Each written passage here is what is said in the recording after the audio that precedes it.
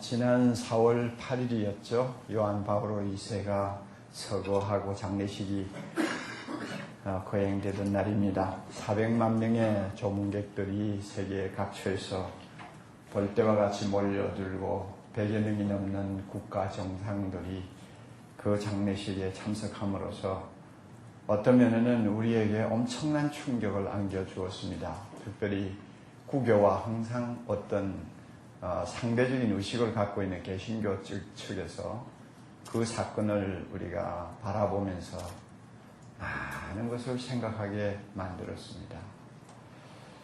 우리가 잘 아는 바와 같이 가톨릭은 나름대로 교회 조직이나 도덕성이나 신학적인 면에서 많은 문제를 안고 있습니다.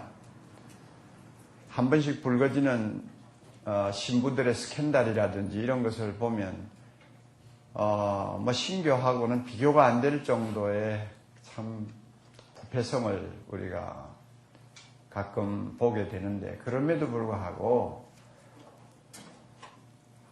교황이 서거하자 왜 세상이 저처럼 열광을 하는 것일까? 존경을 표하는 것일까?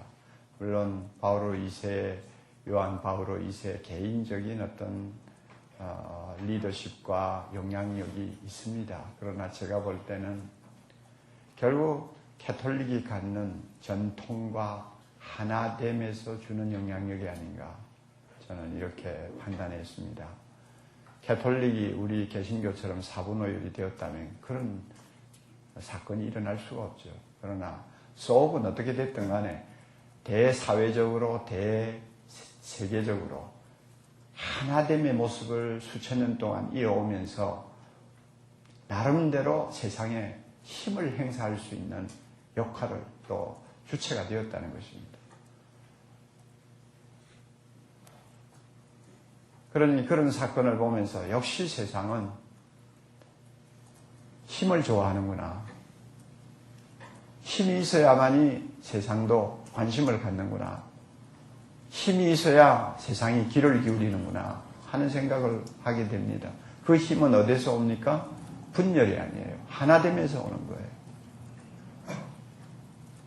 주님이 교회를 향해서 너희는 세상의 빛이다, 세상의 소금이라고 말씀하실 때 너희들 각대 전투하라고 주님이 절대 하신 말씀은 아니라고 저는 봅니다. 빛이 되려면은 집중이 돼야죠. 그래서 강하게 어두움을 밝히는 능력이 있을 때 빛의 역할을 할 수 있잖아요. 그러니까 너희는 세상의 빛이라 말씀하실 때는 교회는 하나 되어야 한다는 것을 그 말씀 속에 암암리에 담고 있다고 저는 그렇게 봅니다. 개신교가 이 사회적으로 또 세계적으로 이렇게 무력한 모습을 보이는 것은 이제 우리가 깊이 반성하고 통찰해야 되는 시점에 와 있다고 생각합니다. 더욱이 가톨릭이 저렇게 하나됨을 통해서 주는 영향력을 점점 팽창해 나가는 마당에서는 개신교가 이 문제를 깊이 고민하지 않으면 안 되는 시점에 와 있습니다. 우리가 이번 한목협 모임 주제가 사회복지 아닙니까? 지금까지 한국교회가 사회복지를 안 했나요? 어제 우리 교수님들의 이야기를 들어서 알지만은 70%, 80%가 교회에서 하는 사회복지 아닙니까? 정부가 계획을 들여서 정부의 시책으로 하는 것 빼놓고는 사실 교회가 했잖아요. 소문 안 나게 이웃사랑을 얼마나 많이 했습니까? 오늘도 홍영일 목사님을 통해서 우리가 들었지만 그거 언제 소문 많이 났습니까? 사람들 잘 모르는 곳에서 하나하나 펼쳐진 이웃사랑의 실천 모습 아니에요? 저희 교회도 마찬가지죠. 1년에 예산을 봐도 만만치를 않죠. 소리 없이 다 이웃을 위해서 우리가 섬겼는데도 세상은 교회를 볼 때 아무것도 안 하는 집단처럼 인식을 하는 이유가 어디 있습니까? 우리가 하나됨의 모습을 못 보여주기 때문에 영향력이 감소된 거예요. 빛을 비추라고 했으니까 오른손이 하는 걸 왼손이 모르는 그런 은밀한 일만 해가지고는 안 되잖아요.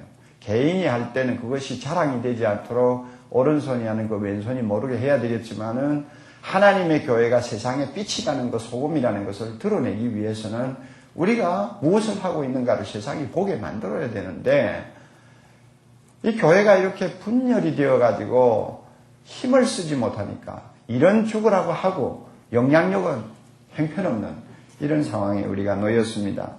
그러므로 우리가 21세기를 맞아서 교회가 교회답기 위해서는 무엇보다도 이 분열의 상처를 치유하고 하나 되는 노력을 해야 된다 하는 것을 우리가 마음에 깊이 인식하고 성령께서 주시는 음성에 우리 모두가 귀를 기울여야 합니다. 분열과 대립은 사탄의 기본 전략입니다. 우리 잘 알고 있지 않습니까? 에덴 동산에서부터 시작해서 사탄은 하나님과 사람 사이를 나누고 사람과 사람 사이를 나누고 사람과 자연 사이를 나누어서 어떻게 하든지 대립하고 싸우도록 만드는 것이 사탄의 전략이었지 않습니까? 나중에 에덴 동산에 쫓겨난 다음에도 형제끼리 피비린내 나는 싸움을 해서 살인까지 벌어지는 일들을 뒤에서 주도한 원흉이 누구예요? 사탄 아니에요. 그러므로 성령에 감동된 하나님의 사람들은 어떻게 하든지 교회를 나누거나 분열시키는 행위는 하지 않으려고 하고 그런 일은 굉장히 두려워하는 것이 사실입니다. 아무리 내가 옳고 상대방이 틀렸다 하더라도 그것 때문에 하나님의 몸된 교회를 찢어놓는 일은 안 해야 된다는 것이 우리 자신의 본능이에요.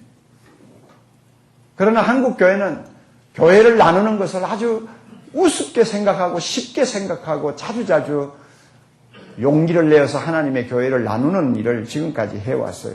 이것은 성령의 역사가 아니라고 봅니다.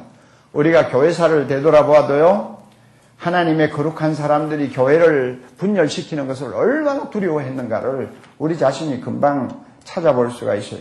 16세기 종교개혁이 일어날 때만 해도 여러분, 교황이 어떤 인물이었습니까?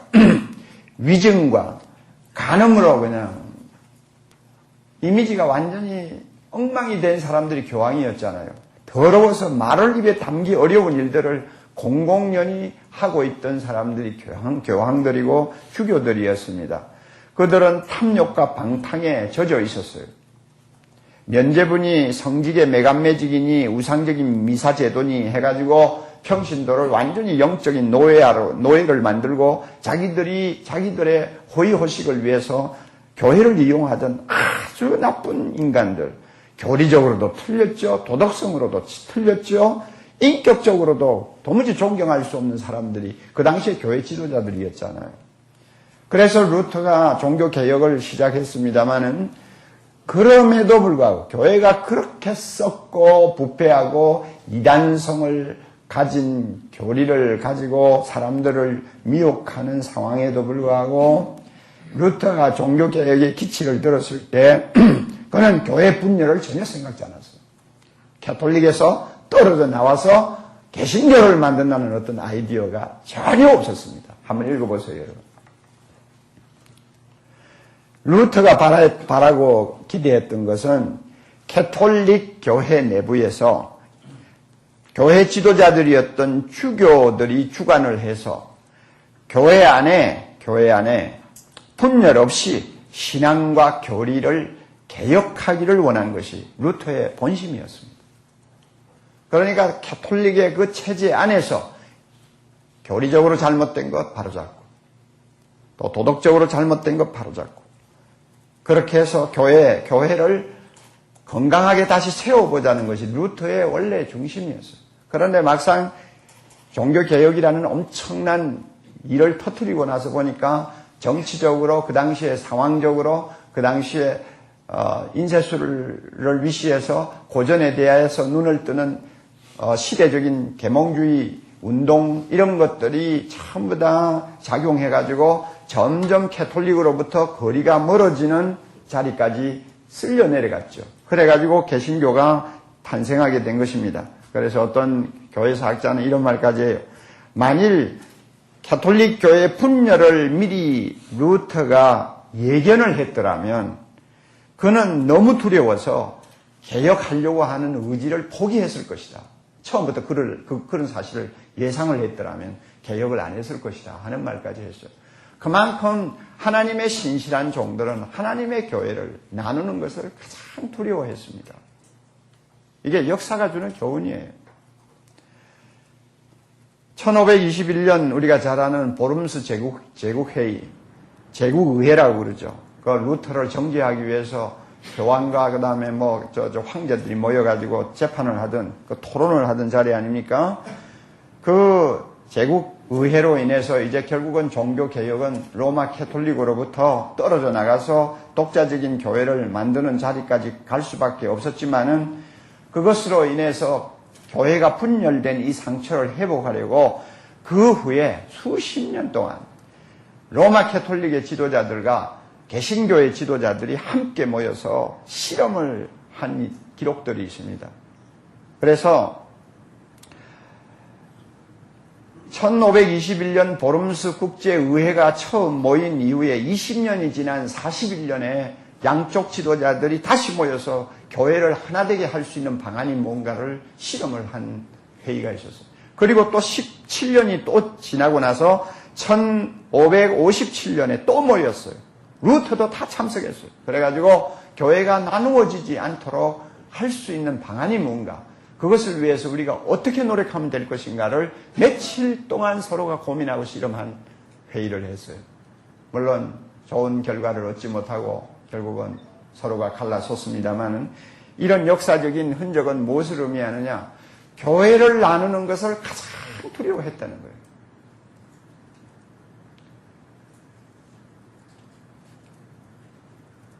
개신교가 탄생하던 그 당시에 로마 캐톨릭 교회를 나누어서 개신교와 로마 캐톨릭이라고 하는 두 교회로 갈라놓는 것까지도 두려워했다는 거예요. 한쪽이 그렇게 교리적으로 모든 면에서 잘못된 교회임에 틀림이 없었지만 그래도 하나님의 교회라는 것을 인식하고 어떻게 하든지 가르지 않으려고 노력을 했다는 거예요. 우리가 이 정신을 역사에서 배워야 되잖아요. 그런데 한국 교회는 너무나 쉽게 교회를 갈랐잖아요. 그 값을 오늘 한국 교회가 지금 지불하고 있는 거예요. 칼빈과 루터의 후계자인 멜란히톤을 우리가 보아도 그 두 사람은 예정 교리에 있어서 너무 다릅니다. 예정 교리에 있어서 너무나 견해가 틀리지만은 두 사람은 끝까지 우정을 나누었습니다. 이게 연합 정신이거든요. 교리는 달라도 서로를 인정하는 거예요. 신학적으로 다르다고 해서 신앙적인 조화와 우정을 저버리지를 않았습니다. 특별히 멜란히톤은 마지막까지 가슴 아파하면서 눈물을 흘린 내용이 교회 분열이었습니다. 그 당시에 막이나 걷잡지 못할 정도로 개신교에서는 분열이 일어났습니다. 신앙의 자유, 양심의 자유 이런 것을 높이 평가하다 보니까 막 분열이 일어났어요. 그래가지고 그 멜란히톤이 살고 있었던 마을 근처에 엘베강이라고 하는 강이 흘렀는데 얼마나 멜란히톤이 눈물을 많이 흘렸는지 교회 분열을 놓고 그는 엘베강의 강물만큼이나 많은 눈물을 흘리면서 한 생을 살았다고 했어요. 신실한 하나님의 종들은 교회를 나누는 것을 가장 두려워합니다. 한국교회 100년사 우리가 돌아보면 분열의 아픔이 이곳저곳에 아직도 얼룩져 있는 것을 봅니다. 이것이 오늘날 한국교회를 무력하게 만든 원흉입니다. 한국교회로 하여금 사회적으로 국가적으로 1000만이 넘는 숫자를 가지고도 영향력을 행사하지 못하는 오합지졸이 되도록 만든 원인입니다.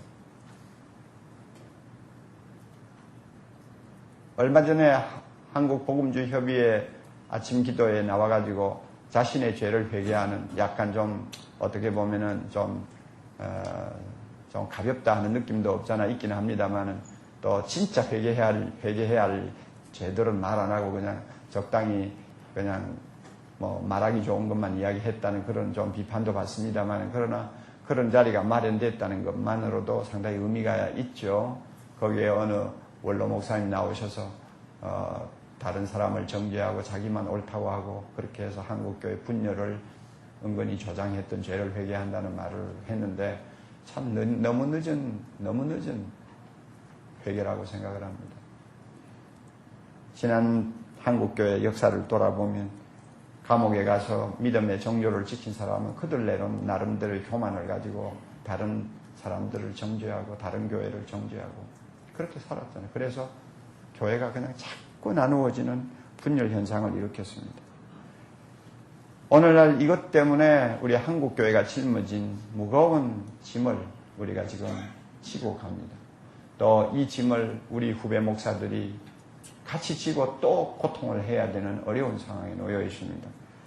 그러나 우리가 이미 저질러진 역사적인 이런 가호를 그저 숙명처럼 받아들이고 주저앉아서는 안 됩니다. 지금부터라도 한국교회 하나 될 수 있는 길을 모색하고 서로가 포용하면서 아픈 상처를 치유해보자 하는 참 어떤 성령의 뜨거운 음성을 우리가 들으면서 실천에 옮겨야 된다고 합니다.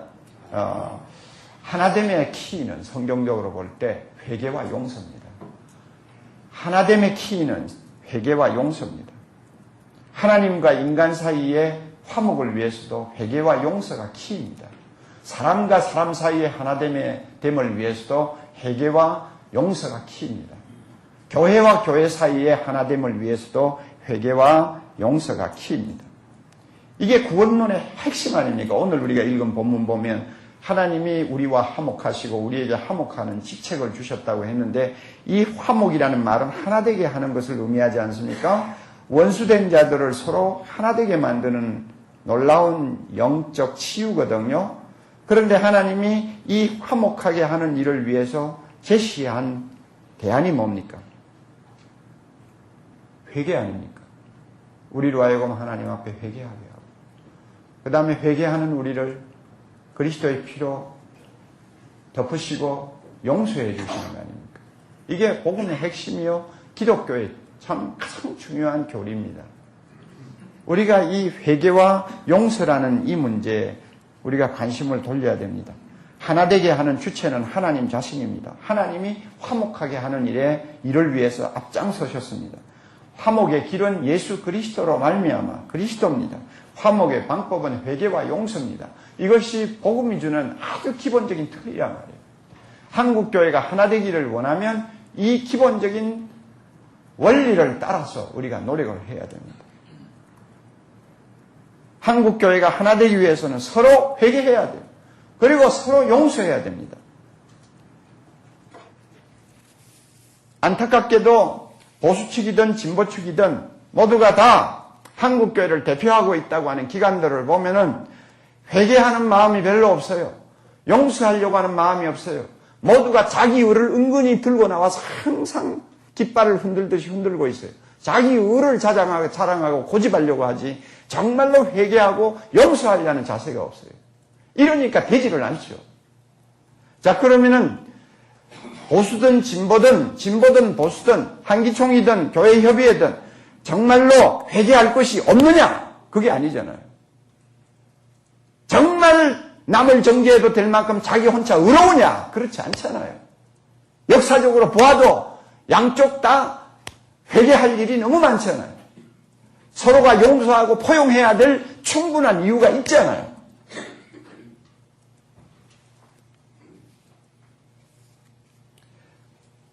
우리 한목협이 한국교회 하나됨을 위해서 두 기구로 하여금 어떻게 하든지 한자리에 만나도록 하고 한국교회가 어떤 형식으로든지 하나됨의 모습을 보여서 천만이라고 하는 이 엄청난 맨파워를 가지고 한국교회를, 한국 사회를 치유하고 한국을 좀 소망적인 방향으로 끌고 가는데 제 역할을 할 수 있도록 영향력을 끼치자. 이렇게 해서 지금까지 수년 동안 실험을 해왔는데 어느 정도 되기도 합니다만은 우리가 원하는 것만큼 진전이 안 되는 이유가 뭐냐? 자기 의를 계속 내세우고 있는 거야, 양쪽에서 다.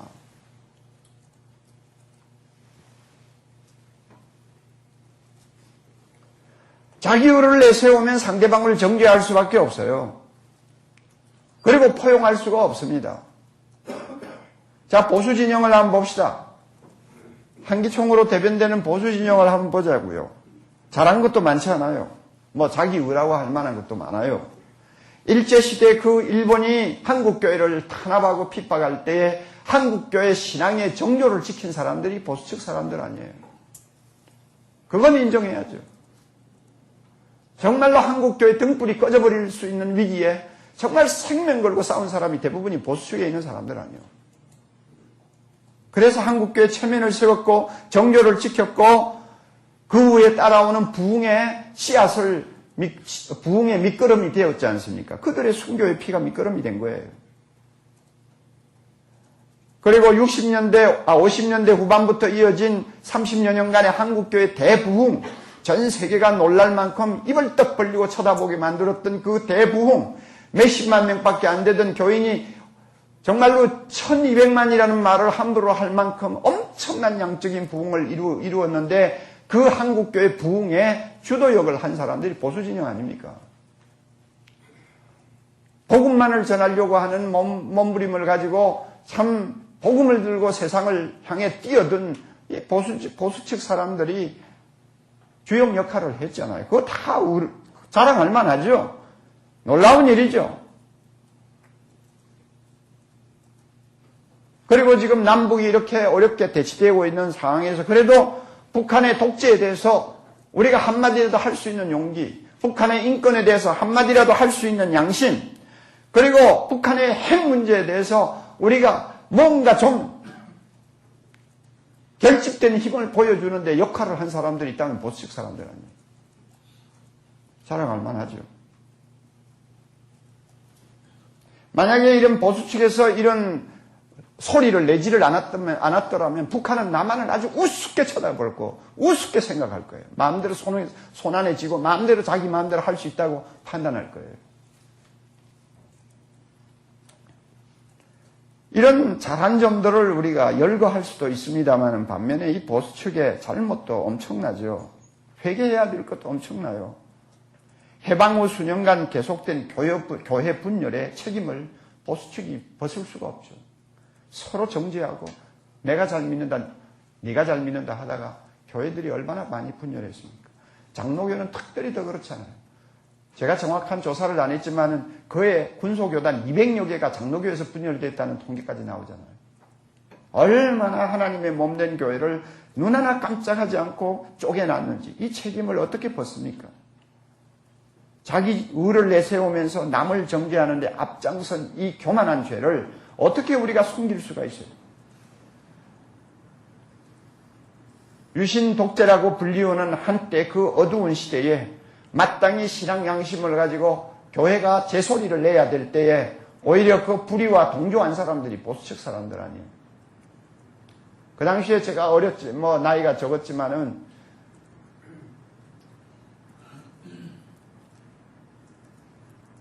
아마 우리 교단이었다고 생각됩니다. 유신헌법에 동의한다고 하는 성명서를 큰 신문에다 굵직굵직하게 내는 그런 일까지 벌어졌잖아요. 그래가지고 그것을 보고 옆에 있는 젊은이들이 개새끼 같은 자들, 목사들 보고 교회를 보고 개새끼라고 욕을 하던 그런 현실을 내가 목격한 일도 있거든.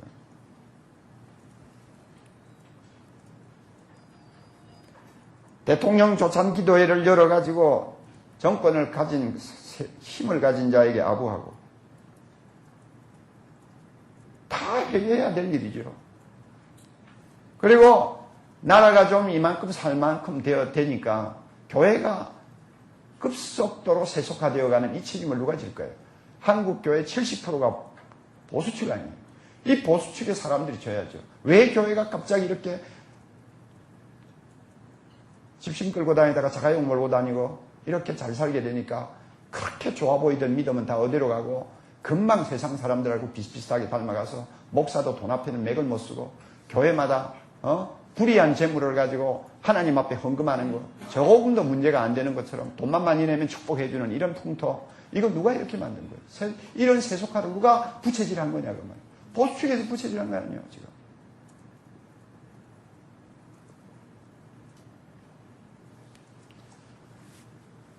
해결을 해야 될 일이 한두 가지가 아니죠. 잘한 것도 있지만 보수 진영을 돌아보면 너무나 회개할 일이 많은 거예요. 오늘의 교회 성장의 정체 원인도 보수측이 져야 돼요. 왜냐하면 한국교회 7, 80%를 차지하기 때문입니다. 뭔가 잘못됐기에 이런 현상이 일어나는 거 아니에요. 그러므로 우리가 한국교회 하나 되기를 원한다면 자신의 잘못이 무엇인가를 진솔하게 내놓고 회개하고 정말 주님 앞에서 거듭나는 진통을 거쳐야 됩니다. 그리고 내하고 다르다고 해서 지금까지 정죄했던 사람들을 함께 품고 하나님의 교회를 하나 되게 하고자 하는 사명감을 가져야 됩니다. 그러면 NCC로 대표가 되는 이 진보 측의 상황은 어떻습니까? 잘한 것도 있고 못한 것도 있잖아요.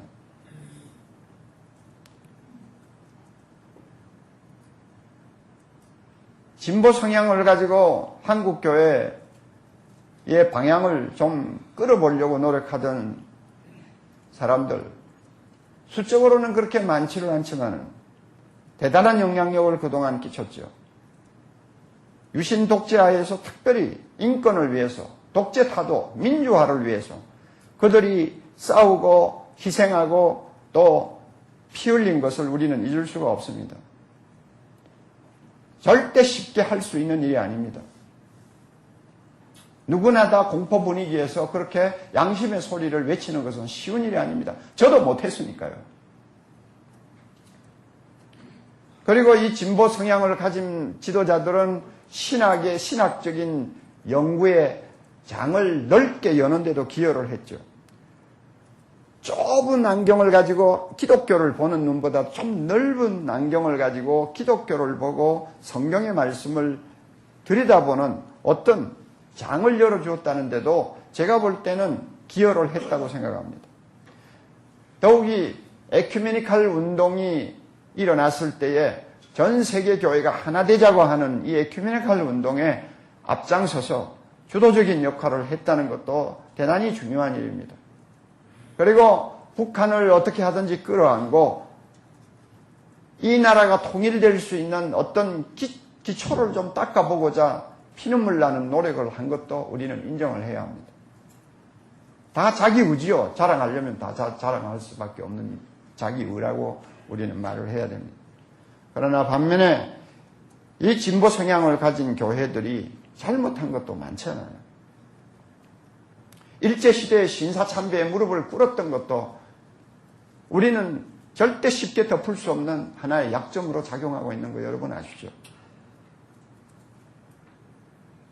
나만 옳다고 생각하고 남을 정죄할 만한 처지가 아니라 그 말이에요. 남한의 독재에 대해서는 피를 흘리며 싸운 사람들이지만은 북한의 독재에 대해서는 너무나 관용하다는 것은 어떻게 설명해야 합니까? 신앙 양심으로 우리는 이런 문제를 해답을 찾을 수가 없어요. 남한의 인권과 민주를 위해서는 목소리를 높여서 항거하던 그들이 오늘날 북한의 인권에 대해서는 무조건 침묵하는 이유가 어디 있어요? 절대 잘하는 일이라고 저는 보지 않습니다. 남한에 있는 교회끼리 하나 되는 문제에 대해서는 소극적으로 행동하면서 북한의 의용단체라고 말할 수 있는 북한의 교회하고는 어떻게 하든지 좋은 관계, 하나됨의 관계를 맺어보려고 노력하는 것은 어떻게 설명해야 합니까?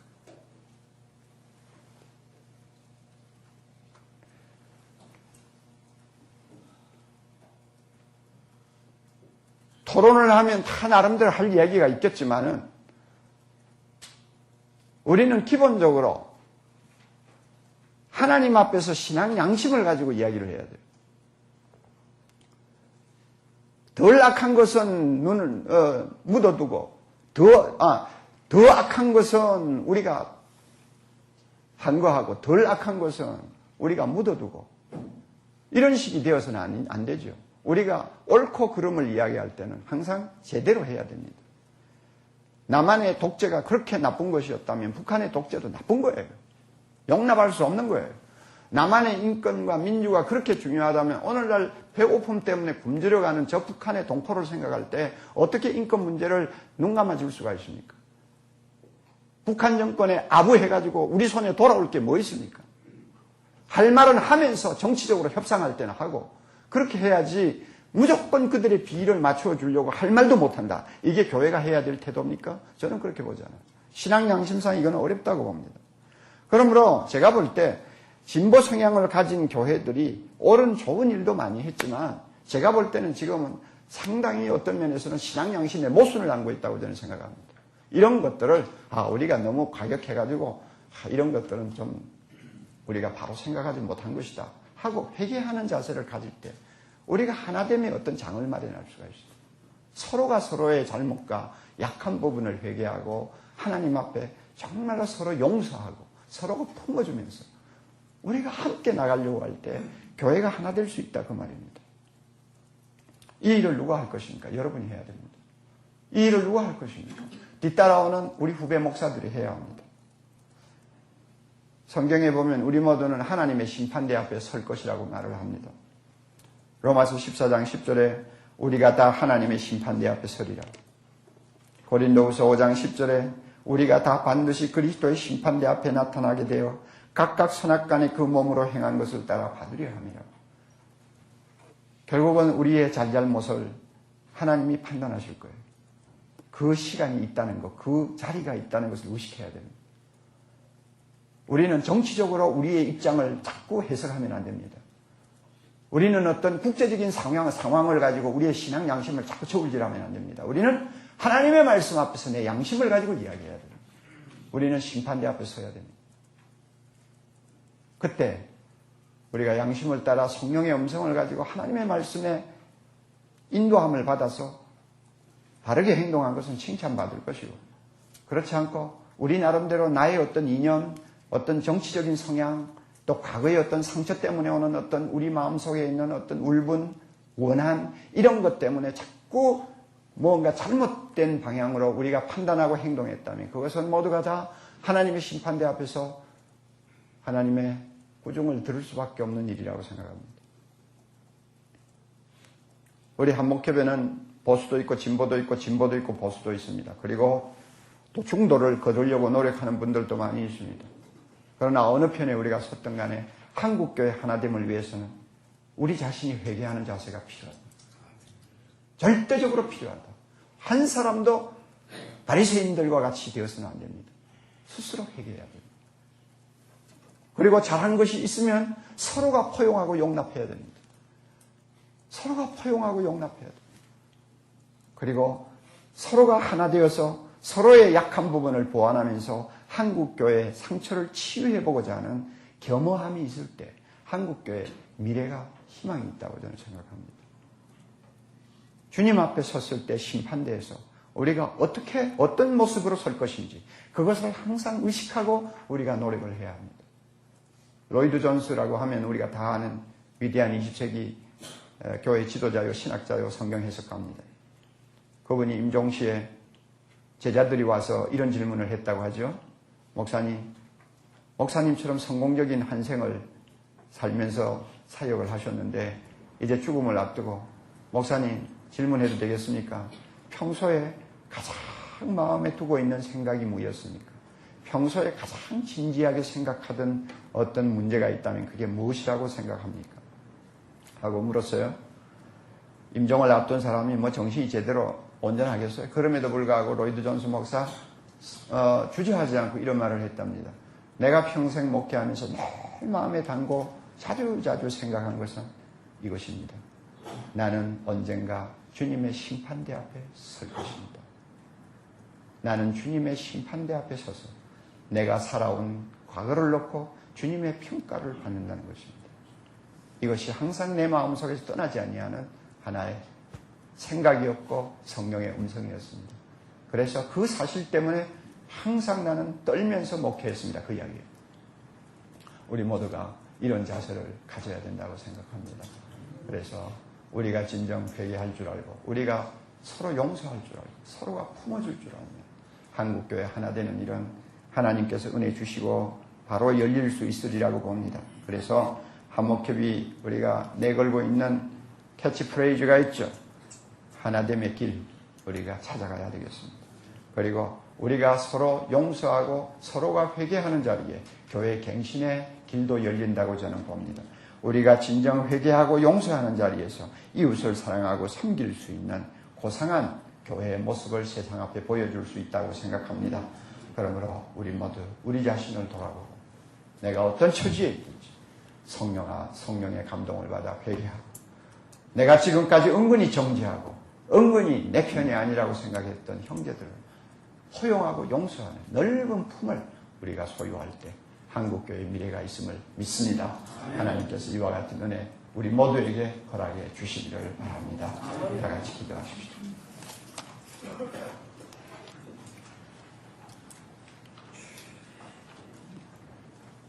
교회의 머리 되신 주님,